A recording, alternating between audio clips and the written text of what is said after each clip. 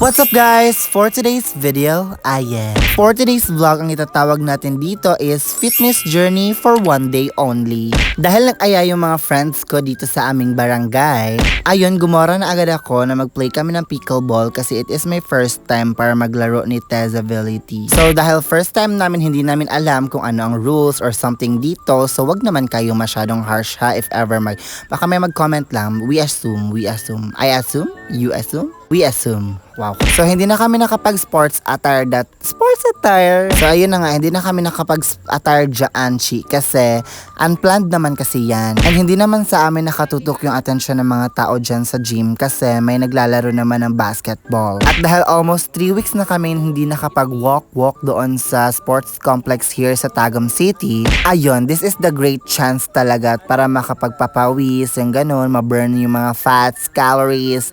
Wow. As a mga sporty girly, so ayun na pagplanuhan namin na magpipickleball kami early in the morning, parang 5 a.m. talaga yun. Na para bang mga early bird tayo, no? By the way guys, wala na akong maisip na next content. Baka gusto niyo naman mag-suggest or something yung hindi mahirap and then hindi magastos. Just have to comment down below. Comment at the comment section. Wow. Sobrang dami na pala naming sports. Masasabi ko talagang very sporty na person na talaga kami. Like, we're living the healthy, chares, hindi. Nakapag-badminton na kami, volleyball, and this is our new journey. Magpipickleball girly na naman kami. At dahil nga late si Ate Ara, ayun, sinalang namin siya agad-agad. So, makikita niyo talagang sobrang OA niya talaga mag-play. So, kami dito, nag-aantay kami kasi 12 yung dapat score nila. Parang ganun ba? Para ma-change na yung mga persons. Hindi ko alam kung tama ba yung ginagawa namin. Basta yun lang yung atake namin talaga para magpalitan kami ng mga parang ganun. Pag maka 12 na yung isa, ayun, yung natalo is papalitan na naman, ganun. Basta hayaan nyo na lang, malay nyo makasali kami next time sa Olympics, diba?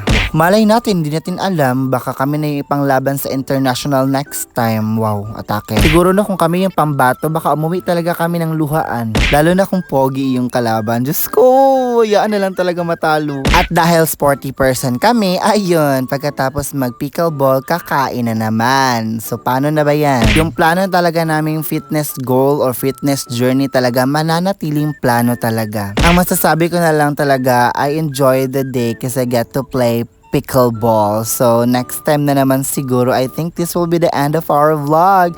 Bye! See you next time! Ayan.